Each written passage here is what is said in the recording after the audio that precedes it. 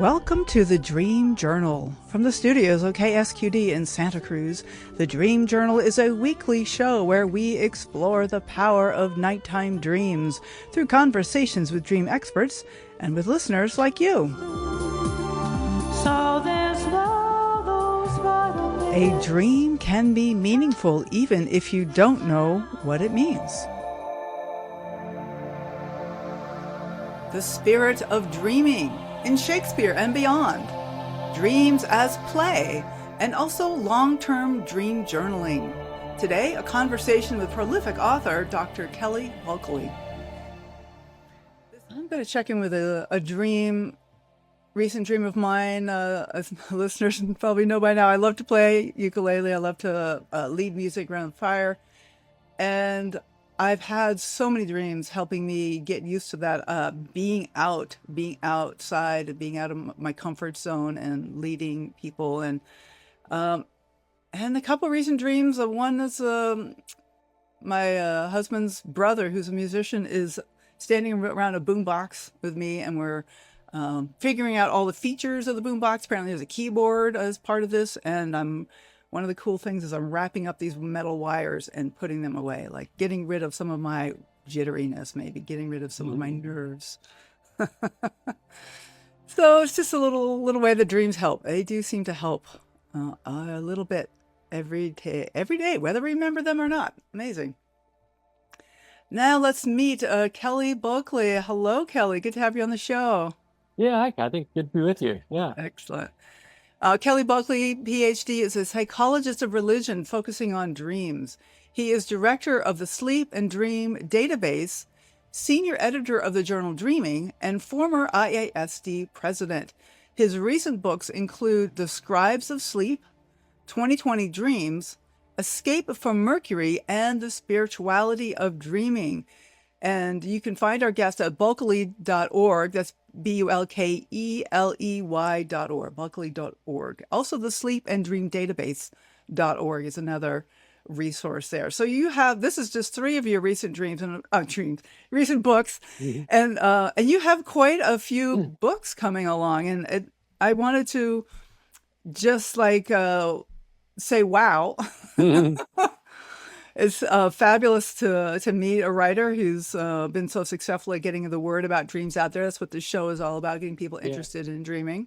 So thank you for that. Yeah. No, thank you to my muses who have always been very, very good and inspiring. There's just writing about dreams has been, I've never had sort of the empty page issue. Just always, blank page, like, what do I write? Right. That's not been a problem. It's just like time. It's just like time. Yeah, no, dreams are just they're inspiring themselves.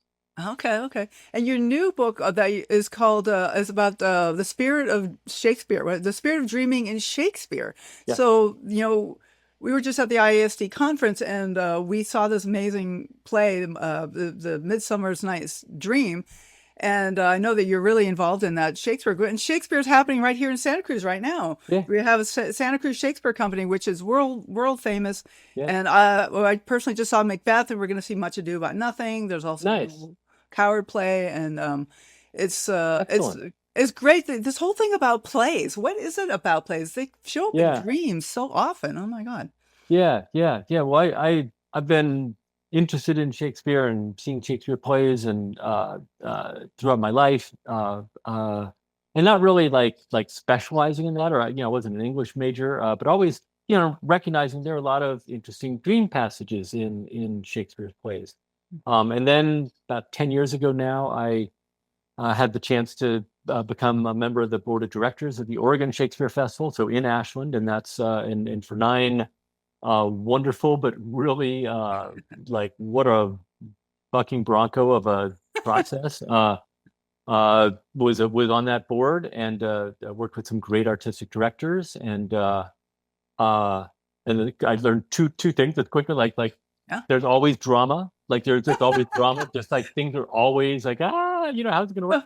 But there's also always this amazing can-do, we're gonna get it done spirit. The show must go on. The show must go on. So it really, I did my time. I kind of my nerves, kind of your dream, and then settling the nerves. Like, yes, that I think for mental health long term, I think I've done my service. But I did really learn even more about Shakespeare, and not just how his plays portray dreams, but how the way he has portrayed dreams have shaped the way we today think about Oh, dreams. And this is a really? much bigger thing. We could go on and on about this, but Oh, why don't you say a little no, more about that? That's very interesting. That the Shakespeare has actually shaped the way we think about dreams. Hmm. well, I think that he recognized he gave us language Hmm. for all aspects. He some of his characters say the most negative things you could possibly say about dreams. Better, more articulate than the most intense materialist scientists today.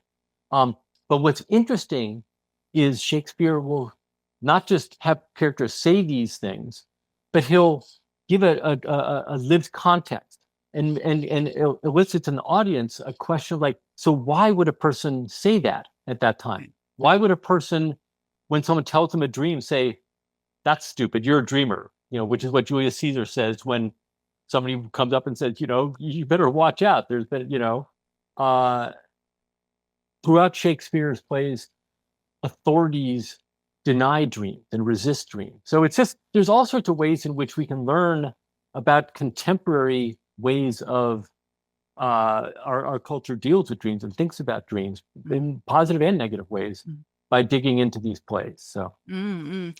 Right. And there's like this the Midsummer's Night's Dream, which we saw up in at the ISD conference, was a great example of where dreams overlap with waking life, and that is sometimes not yeah, clear which is a dream and which is waking life. Like one of the characters yeah, ends up having a donkey's head, and like, is right, that true? And there's these fairies that yeah, do these magical things. It's like, what is that yeah, dream, or is yeah. that waking life?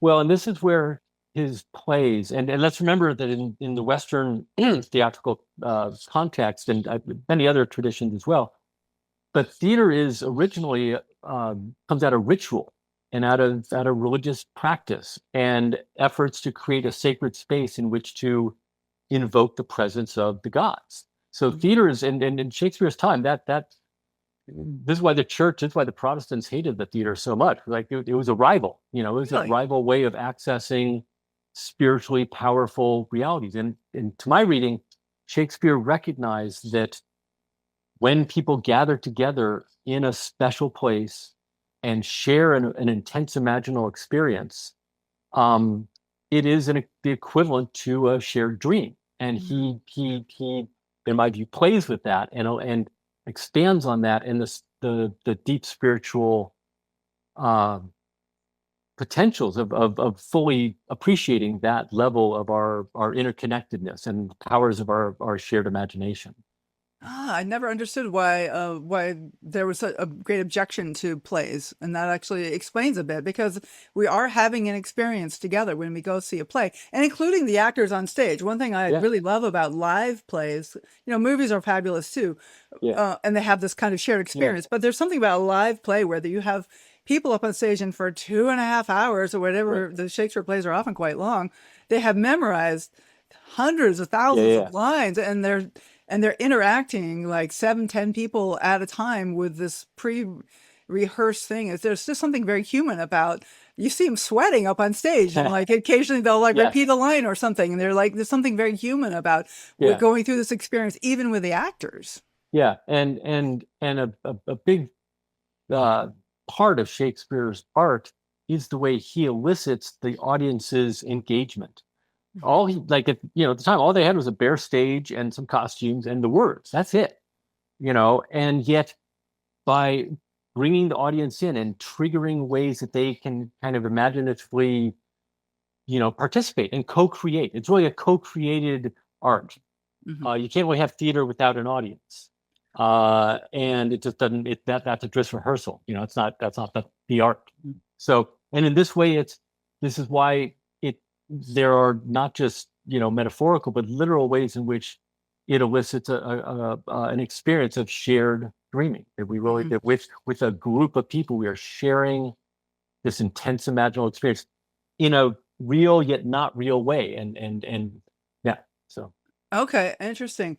So I want to bring in the piece about how our dreams are Yeah, like plays. And well, this may be a sidetrack, but I'm going to add on this piece that yeah, I've noticed in my dreams and in my people I work with, that the uh, the theme of a play, or being on stage, or being in an audience, or being somehow involved in a play, mm-hmm. or being backstage, is very, very common theme Yes, in dreams. yeah, yeah. There's something about uh, the representation of a different identity, or slipping into a new kind of life, a new kind of world, that the like all art forms really offer that invitation. Theater does so in, like you were saying, a kind of experientially very powerful and immediate way. Um, and yeah, that ricochets back into the dreams. I in the proposal for the book, I had a chapter planned for people's dreams about Shakespeare, All right. and about plays, from actors, from Oh. audience members, and I gathered a few, but I realized quickly, like, each one was kind of had its own, Mhm. as dreams do, its own kind of complicated surrounding story. And I realized this is probably a whole other project. So that might be volume 2. The spirit of dreaming in Shakespeare. The dreamers speak, something like that. Because I did hear some just, I mean, performers, they all, big surprise, they dream about this stuff all the time. Audience members too, but certainly theater professionals, being by nature, creative, open to experience, thin boundaried, all these things that we associate Mhm. with vivid dreaming. Mhm. Indeed, they are vivid dreamers, and with dreams that give them insights into their characters, that give them subtle, ideas about how to speak a certain line. Um, yeah, all of that. So Totally, totally. And then there's the aspect that dreams themselves are plays, that are like, we are yeah, acting in that play, we are starring in the play, we're producing the play, we're watching the play, like we're all those different parts of the whole play scene in the dream, as the dream itself. yeah.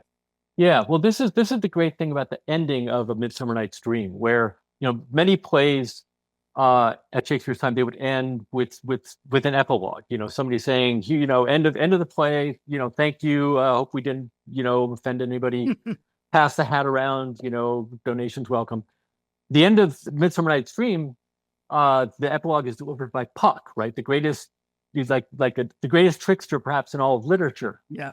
and he says, I hope we haven't offended anybody, which is a theme in the play too. Like, does the imagination disrupt the ruling class? That's a like, you got to be careful. And Shakespeare himself, a lower class person, performing in front of the royalty, he's got to be careful, right? So Puck says, if we've offended anybody, just think of this, that it's just been a dream, right? And so it's all good. And And what's interesting is that, to me, that if you take the kind of the authorities point of view of Theseus, of Oberon, kind of the male patriarchal authority, yes, it was just a dream. And dreams are nonsense, right? So we won't be offended because it was just a dream. Plays, theater, it's not real. It doesn't really matter, right? But that's Puck, right? That's Puck telling us that. Why should we trust Puck? Puck true. loves to play, look at the fools these mortals be, right? Like, he loves tricking us. And so, to me, the whole play has been showing that dreams are actually magical and revelatory and disclosive of higher truth and higher reality. So if the play has been a dream, from a dream, from a perspective that appreciates dreams, that's saying the theater, and perhaps life itself, opens itself up to these higher realities and truths and potentials. But Puck kind of, like, this is Shakespeare's genius, is he kind of soothes the anxieties of the haters, but also gives lots of inspiration and poetic sort of beauty in his expression of those higher possibilities. Mm-hmm. One of the things that I'd forgotten about that play is that Shakespeare very commonly will have a troupe of actors in the play, and so it's like Yes, the play right. within a play. Yeah, yeah, And yeah, yeah. And those are like, the comic characters often, because we're like, ha ha, look at us. We're Yeah, yeah, just, yeah. here to Exactly. entertain. And Exactly. and he has that in several of his plays. It's kind of a theme for Shakespeare.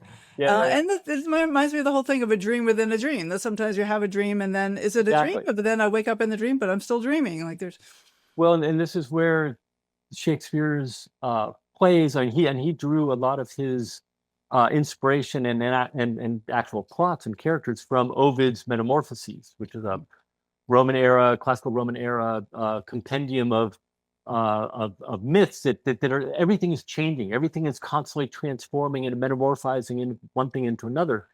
And this is also a theme in classical Hindu mythology. If we go back, other traditions where this idea of like a myth within a myth within a myth yeah. starts to make you realize that there's no point in trying to separate it out. It's all we're constantly shifting from one mode of being in reality to another, and the continuity isn't in the boundaries that we set between these states. It's in our own evolving selfhood. So this is why people get very, I think Shakespeare still is speaking to us, because even if we don't in the modern West always have language for that kind of spiritual intuition of the profound metamorphic qualities of our reality, we like to think of things as being stable and things are what they are. And in Shakespeare, characters are always changing gender, they're changing clothes, they're doing this, Right. they're doing that. But that's truer to life. And this is what the paradox of where what he presents on stage sometimes feels truer to life than life itself. And in that way also very much like our biggest dreams Right. that can feel just hyper real. And yeah.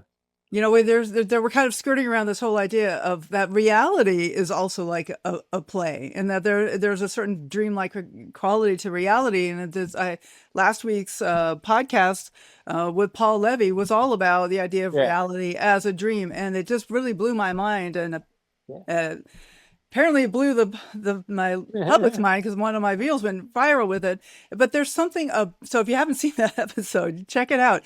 But there's something about the idea that even this waking life is a stage where we get to make choices of how to appear, how to dress, in quotes, like how to be as a persona.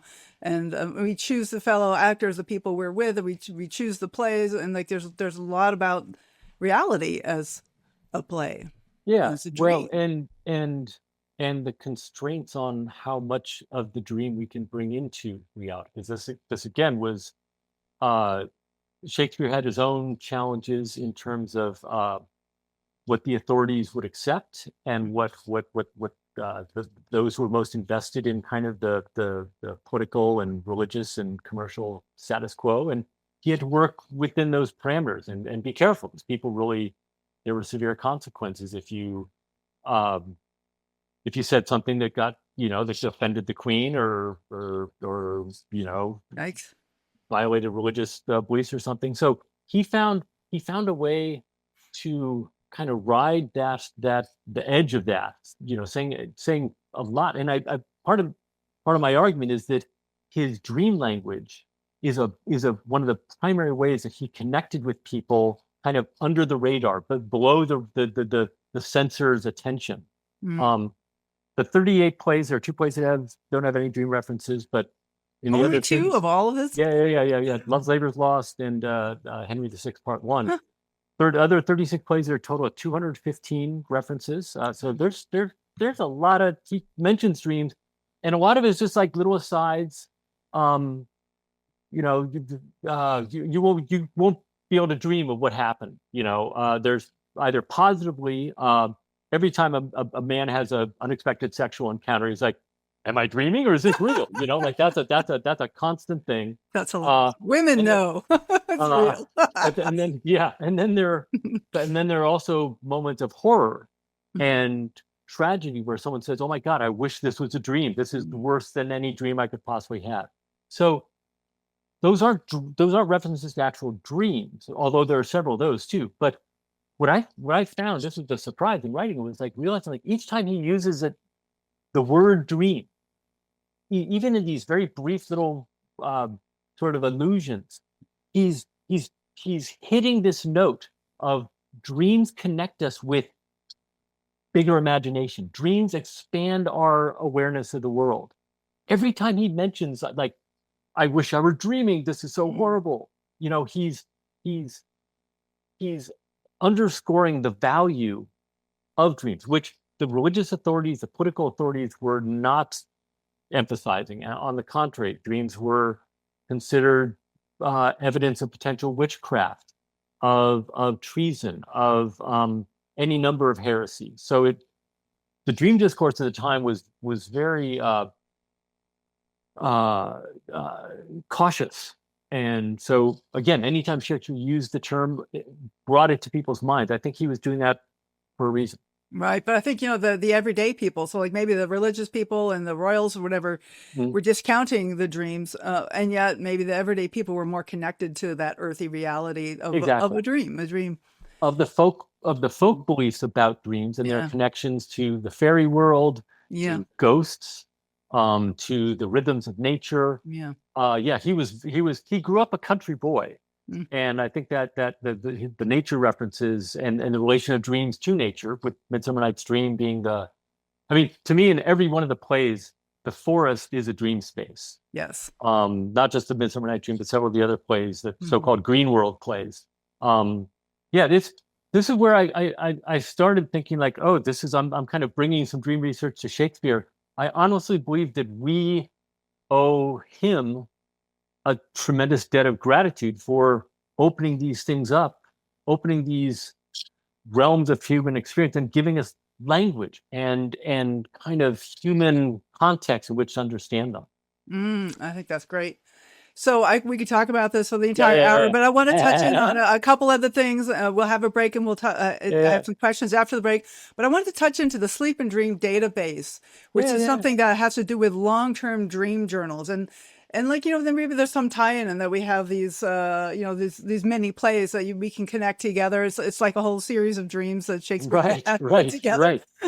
No, 100%. Yeah. And this is an insight of from Jung and many others. That as much as you can learn from one dream, you can learn more from a series of dreams. Yes. And we have these fun technologies now. I mean, sometimes put to very malign uses, but in dream research, I think very helpful in teasing out deeper themes, patterns, motifs, and also, so if you get a big collection of dreams, 1,000, 10,000, 100,000 dreams, say, wow, you can find these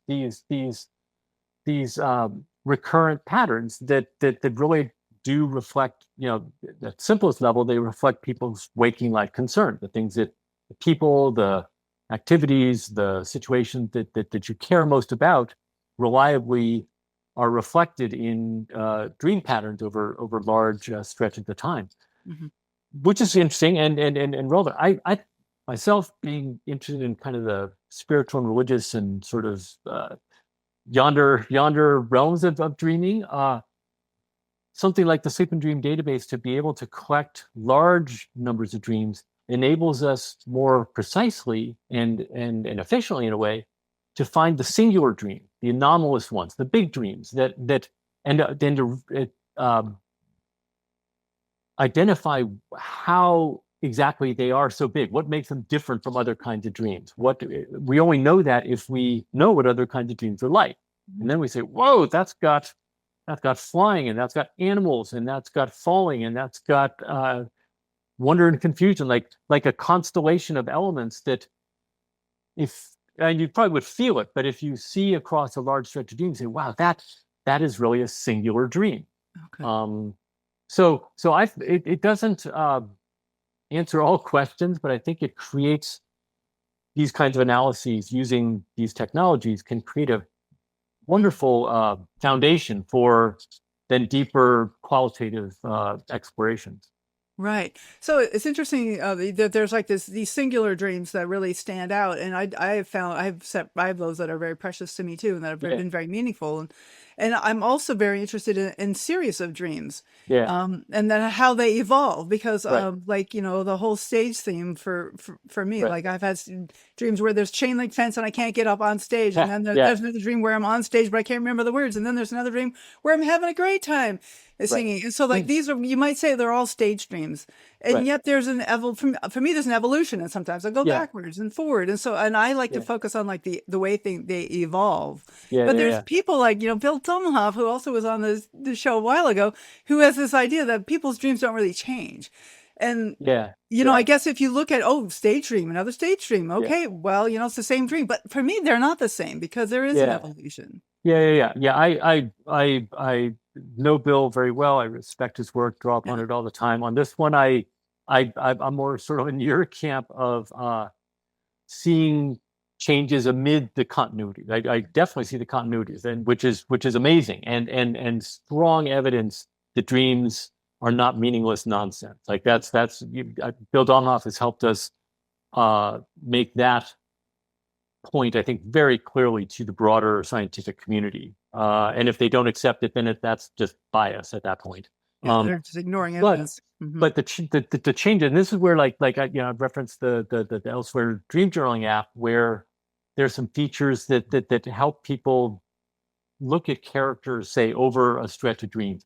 And yeah, you see, like, it changes, but in this dream they were like this, and that dream they were like that, and then you see, oh, but then I had another dream in that setting, but they were doing something totally different.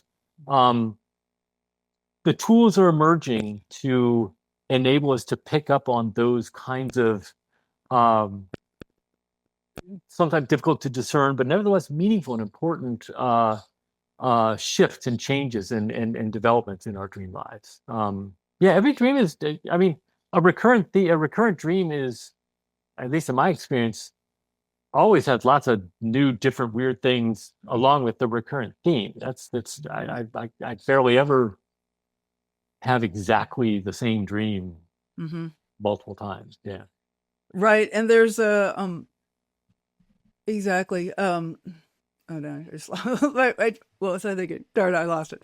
Yeah. It'll come back again. But so what is the Sleep and Dream database? This is like a database of dreams, or is this a place for people to contribute their dreams, or what is the? The database is a collection of research surveys. It's primarily it's not an open for like anybody to contribute to their dreams. Contact me. We talk about it. We work something out. In part for because I just want people to be comfortable and know what they're getting into. But it includes research surveys, anthropological reports, historical sets of things. The Elsewhere dream journaling app is more of the kind of what I'm involved with, and I'm a lot of people sort of leading the charge with that. Is for anybody to use, and there is, I guess it may not totally be active yet, but there is a portal from Elsewhere to the SGDB if people want to contribute their dreams for research purposes. But that's a voluntary thing. But the Elsewhere app is where you can like journal your own dreams. Like Okay. And there's a free version where many of the fun tools are available, and then paid stuff where the number of, this is a whole other topic, but the number of interpretation modes that are available using AI resources, which have evolved. The team has been very mindful of the various ethical issues around any kind of AI use, and I think we're in a better place than pretty much any other app out there. But on that front, but the different to be able to interpret, excuse me, a dream. Just I want to look at from Jung's point of view. I want to look at it from Lacan's point of view. I want to look at it from comparing it to Bible verses. I want to think about it in terms of gender. Like there's distinct modes that have been created, and this is where people, they say, but I could just go on ChatGPT and type in and interpret my dream. Like, oh my gosh, you're going to get such nonsense out. These are this team, the Elsewhere team, has tested these things, written really, really, really careful, and I've written a couple of them, so I can say I'd like to, these on mine, informed by actual text. I wrote the it was the Jung mode, and I wrote maybe the spiritual mode, and maybe the Freud mode. So anyway, so this to me is like opens up access to dream knowledge in a really radical way, and so I'm excited about that. So where that's all going to go. Okay. Thank you. This is fascinating. So my guest today is Kelly Bulkeley, and his webpage is bulkeley.org. Am I getting that right? Yeah. Bulkeley. And that's KELEY.org. And we're talking about dreams as play, as well as some things about long-term dream journaling. And we will have more after the break. I already have a few questions that were submitted over Instagram for me to ask you, Kelly. So get ready for that. All right. And we always do get into the good stuff after the short break. All right. And I want to let you guys know that next week our guest will be the amazing Robert Moss. So the string of like amazing guests really continue. Lucky you. So I'm looking forward to talking to Robert again. He is a fabulous dreamer and all about synchronicity and ancient views of dreaming, things like that. So I'm excited to talk to him next week. The Dream Journal is broadcast live from the KSQD studios in Santa Cruz and co-broadcast live in San Jose by KCXU. We are podcast everywhere on the Monday after the show. Full-length videos of the conversation can be found on Spotify and also on my YouTube page at Experiential Dreamwork. We will be right back. This is the Dream Journal, and I am Katherine Bell of Experiential Dreamwork. Thank you so much for your generous ratings and reviews for the pod and for sharing episodes on your social media. To help us spread interest in dreaming, follow us by looking for a hashtag The Dream Journal and at Experiential Dreamwork on your favorite social media. But most importantly, consider telling your friends about the show. You might just find your next dream sharing buddy. Today's guest is Kelly Bulkeley, a PhD up in Oregon, and we're so grateful to have you on the show talking about the spirit of the play and dreaming, and of course these many other topics that he's written. We're up to 8 or 9 books now. Would you? Oh, really? You want to know? Well, no, I don't know. I don't need to count. I know how it is. You can write books and they don't necessarily all come out. Because you talked about how prolific you are. Just I understand. Yes. Yes, I've written a lot of books. Okay. Lucky me. Yes. That's great. Well, I wanted to say that one of the questions that I got on Instagram for you, which is of the books that you have written, which ones, as in parentheses, which one holds a special place for you and why? Yeah. Well, probably Lucrecia the Dreamer. Which came out in 2018, and that felt like only I could write that, or somehow. And you're going to get Robert Moss on next week, so he wrote a chapter in one of the Secret History of Dreaming book, a chapter about her. I don't know who that is. No, she's to my view, she's sort of the qualifies like the patron saint of dreamers. She's the young woman who lived in late 16th century Spain. There's a fascinating Shakespeare connection here. That's a footnote in both books. I won't talk about now, but her father was a minor official in the court of King Philip, who's the ruler of the greatest empire in the world, the most holy, the most Catholic king, I think was his title. And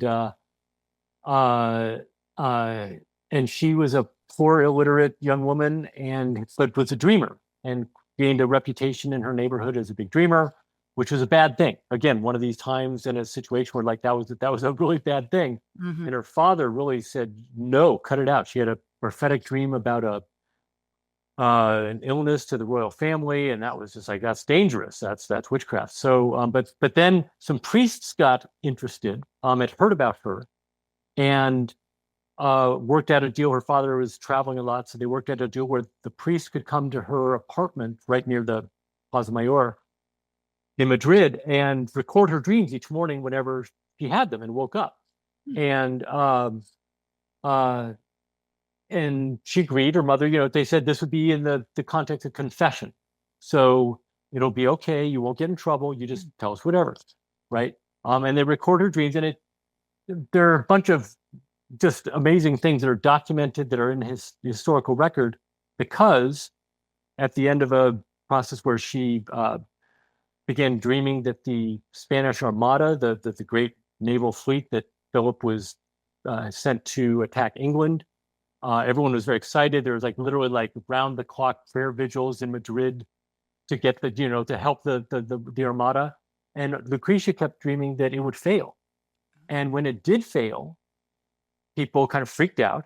And for a while, she's like, whoa, she's a prophet or something. Like, what is this? But then the king decided and the people around her, he didn't like them. So long story short, she was arrested by the Spanish Inquisition, imprisoned, interrogated, tortured, and held for a total of 5 years. Never confessed to anything other than being a dreamer. Yeah. So she was given every opportunity to confess to something. So anyway, we know all this because those damn inquisitors, they were really good record keepers. And so I went to the archives in Madrid and read the transcripts, and there's a bunch of translations, or a couple translations of the work of those dreams in English. But I went to check them out for myself. I know a little Spanish. And so what I wanted to do was write a book that would the conceit was, if I could go back in a time machine and be testify, be an expert witness on behalf of the defense, and say, hey, what she's describing, we know is actually that she's a big dreamer. She's not a witch. She's not a heretic. She's not making it up. If she were making it up, my God, that'd be crazy. To go through years of imprisonment and torture. Yeah. She wasn't a pathological narcissist. There's no evidence of that. She was a big dreamer. The best evidence was that she was a big dreamer. So writing that book, to answer the question, yeah, I just felt like the couple of things were out there, and Robert's book accepted, or the chapter, but that was just a chapter, and there's more even than in that story that I felt I could bring to the world. So is it a fictionalized account of her life or something, or is it more documentary style? It's I think I started by saying this is a true story. Okay, wow. It's a true story. It is. There's evidence. To my view, it's the best documented case of prophetic precognitive dreaming in history. Okay, and the most consequential, in the sense that if the king had listened to her, they might have saved themselves some trouble. But of course, what king is gonna listen to an illiterate teenage girl, right? Not gonna happen. Man, that whole thing about precognitive dreaming, it causes all kinds of problems. In terms of our view of reality, the nature of time moving in one direction. But if we have a precognition of what's happening in the future, then it doesn't only move in one direction. And and how do we? It seems to be an eternal challenge. How do we accommodate that capacity of our human nature with our political and social structures that seem to always feel threatened by that kind of power, that kind of capacity? So, but it doesn't get any better if we just pretend it never happened. So part of it was just I wanted to, really wanted to tell that story. Right. Oh, interesting. Okay. So, and when did she live? She was born in 1568, and we don't know when she died. She was, what did they do? After 5 years of imprisonment, which is rare. Usually, the Inquisition is they, if they've got you, they consider you guilty, but they couldn't. They knew they might be wrong. They knew that she might be a prophet. And I think that's why they just couldn't. They kept wanting her to confess. That would make it easy, but she wouldn't confess because she, in my view, she was telling the truth from the beginning. So finally, she was exiled. Her parents were just ruthless. Her father wouldn't take her in. She was sent to spent a couple years in a leper hospital, and then we don't know what happened. Well, the parents probably afraid, because if she was in such Oh yeah. persona non grata, they could be prosecuted too, and lose their homes and all Her, that. So her father was quoted in Inquisition records as saying, as telling her, like, you keep dreaming like this, I'll turn you into the Inquisition myself. Stop. because it's scary. It's scary to the idea that time doesn't proceed linearly. I mean, I've had one or Yeah. two precognitive Yeah. dreams, and it's kind of some of them are like, yeah, I don't know, Yeah. maybe. But then recently I had one that was just out of the blue, and then a week later, I had this really intense thing happen to me, and I'm like, oh, I think it was like preparing me or something. Mm-hmm. Um, Where our minds are always thinking about time. What wake. Why do we think that would stop when we go to sleep? So. yeah, but she wasn't like calculating the Navy's chances of success or something. As far as we know, she wasn't like reading. She didn't have access to information about that. It was it's. I mean, it was. This is interesting. It's. I mean, not to the like. It goes beyond what we can rationally fathom. But it was a small community. She worked in the palace for a time. She was like the fourth nursemaid to the king's third son kind of thing for 5 months. And and her home was apparently a lot of relatives and friends and neighbors would come in and chat. It was a very oral community, and people knew stuff. It was like living in Washington D.C. or something, like a capital city. Like people talk small with a lot of people. And so I don't think that means that she. I just think that she had an amazing. She was an amazing dreamer, and she could pick up on things that were happening, and she realized, like, hey, maybe this isn't going to work out as well as everybody wants. I don't know. That's okay. Well, then there's the aspect, maybe like Shakespeare, that she's really, very intuitively understood human nature, and so she could tell things weren't quite going right. So, well, that's different, because you started out by saying this is like evidence for a precognitive dream, and you're like, no, you feel like you're backtracking a little bit. Just saying. Well, I give the evidence as it is, and precognitive in the sense, like when she first got going, the priest first says, we want to do this recording with you. I'm going to send in one of my young priests, and after a month, the young priest takes all the dream records that he recorded of hers and burns them. Oh, burns them. And the older priest said, "What the hell? Like, you were going to..." right. He said, she told a dream where it describes my monastic cell, which nobody has seen. Certainly not a woman. Okay. This is like, I freaked out. I burned it.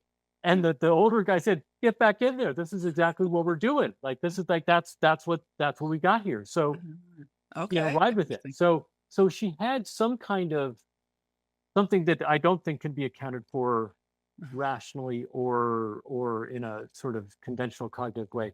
But there's also, it didn't come out of nowhere either. So yeah. Okay. Interesting. Wonderful to me. Just she, her courage in staying true to her conviction that she was telling her dreams, and there's nothing wrong with that. I feel is like that qualifies for sainthood in my dream theology. So. Right, and this is called Lucrecia, the story of Lucrecia. Lucrecia the Dreamer. Lucrecia the Dreamer. Okay, great. Well, I want to switch gears here and talk about this library for Jeremy Taylor that you've been assembling. And this is a project you've been working on for a while, and you're getting closer and closer to completion. Like, tell us all about it. Like, where's it going to be? What's going to be in it? This is here where my wife and I lived in a town called Estacada, Oregon, about an hour outside of Portland, southeast, so in the foothills of Mount Hood. And when Jeremy passed away, of course, many of you know Jeremy and his works, and passed away a couple of days after his wife Kathy died. And in helping Tristy, their daughter, sort of settle, their house and all their things, we arranged that I would take care of his books and his journals. Which I was happy to do, even though I didn't know what I was getting into. And when I went to the house with some guys in a moving truck, like, oh my God, I don't think Jeremy ever threw away a book in his life. There were when the moving truck, I think I've weighed at some point on the ride up here, is 15,000 pounds of books. Wow. So and his journals, which I'm taking care of, and so I've got a bunch of my own books, and other people have been when they don't, that someone passes away, or there's a couple of people when they've moved and they've been collecting their dreams for a long time and they don't know what to do with them, or schools don't want them, Union Institute doesn't want them, and I say, well, don't throw them away, please. So I've, much to my family's sort of dismay, I've been just kind of piling up boxes and collections of things, and over the years, and so now finally we have a space. Build a standalone structure that will be a long-term archive for these materials, and for other things that hopefully will come along. I can make this available, and yeah, and we'll have some gatherings there. The Elsewhere Dream Animation Film Festival. We had our third third annual showing of the winners at the library right after the conference. We cleared it out enough. It's not done. It's still, there's finished work and little this is and that still to be done. So I'm trying to be patient, not just let the people building it are neighbors or local craftsmen, craftspeople, and are doing it's just spectacular. Really, really beautiful space. I'm very excited to be able to share it with people. Have some gatherings there. Get to my own work. Like in the first instance, it's just going to be kind of it's where my books and my desk will be, and the cats, if I decide to let them in there. There's so disgusting. I may not, but I'm still thinking about that. Choice the cats. Yeah, but yeah. Well, IAC yeah. will be back in Ashland at some point. We've been at Ashland 23 and 26. We Yeah, don't I know hope when so. it's going to be 28 or 29 or something. We'll be back in Ashland and maybe I'd love it. be ready by then to. Oh my gosh, yeah. Yeah. Yeah. Hopefully we'll be doing some things next year. And I do, like, at some level it's kind of a piece of performance art in a way, like a dream, like something dedicated to dreams like this exists at all, and anywhere. And to just have a space for dedicated to our favorite topic. It's just something I've been looking forward to. So knock on wood, fingers crossed, keep it all going. It's built with a lot of wildfire sensitivity, good perimeter, materials, metal roof, all that. Well, we do live in wildfire country, so yes, absolutely. That's something I worry about. But, at this point, the whole world is wildfire country, but yeah, wise to be conscious of that. Well, Jeremy Taylor was an amazing influence on a lot. He's a lot of the dreaming. He was one of the founders of IASD, I understand, and he was. I like to think of him as the Johnny Appleseed of dream teachers, and that he would go around hosting dream groups all over the country and inspiring people to start their own. And my attending one of his groups in Santa Cruz back in, must have been late 90s or something, was the start of me really getting excited and forming my own dream group. And it really got me started with dreaming.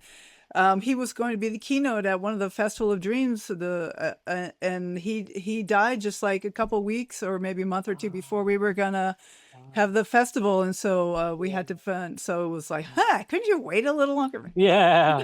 So I never got to hear him do a keynote, but I'm sure there's a lot of video stuff of him too that you want to. Oh yeah. No, we'll there's a lot of stuff that's in storage that I really want to get out, because there were there's some awards that he'd been received, gifts that people had given him that I want to really honor. I mean, a lot of people, he touched so many people, and I feel a real responsibility to among other things make this a place where his teachings and kind of the spirit of his work can be preserved and still kind of people can still enjoy that and learn from it. And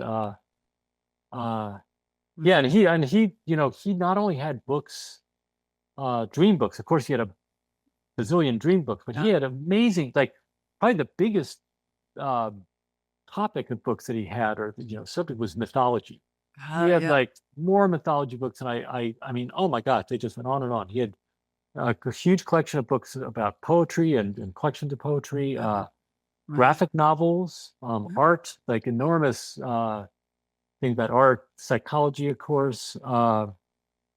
There's somewhere in there, I think through a Freedom of Information Act, request he got access to his own FBI files. There's a big Oh, dash of like what the FBI had on him. oh, It interesting. was, Okay, a suspicious radical. character going around telling people their dreams. Well, he. I mean, I think now we'd say he was prescient. He saw where the world was going, and he was telling us, and letting us, helping us see how our dreams were telling us too. Well, my recollection of one of the ways he got started doing these dream groups was had to do with race relations. Yeah, And getting yeah, people of different races more comfortable yeah, with each other, and recognizing they're humans and they all have dreams. yeah, yeah. And dreams Okay. are a kind of a lingua franca. They enable people to connect across differences in really powerful ways. So yeah, he's yeah. I mean, I got started. My mother was working and attending San Francisco Theological Seminary in San Anselmo. She's got a Master of Divinity degree there, Presbyterian school, and Kathy Taylor was working there. Okay. And somehow, like in the administrative office or something, and somehow they got talking, like, oh, my husband is really interested in me. Well, my son's really interested in me. Oh, we should put them together. So yeah, so I vividly remember first That's amazing. meeting Jeremy, going to their house in San Rafael at that time, and then first workshop that I attended, he did at the San Geronimo Community Center in San Geronimo, kind of Western Marin, and oh my God, I was so hooked. I was just so hooked so quickly.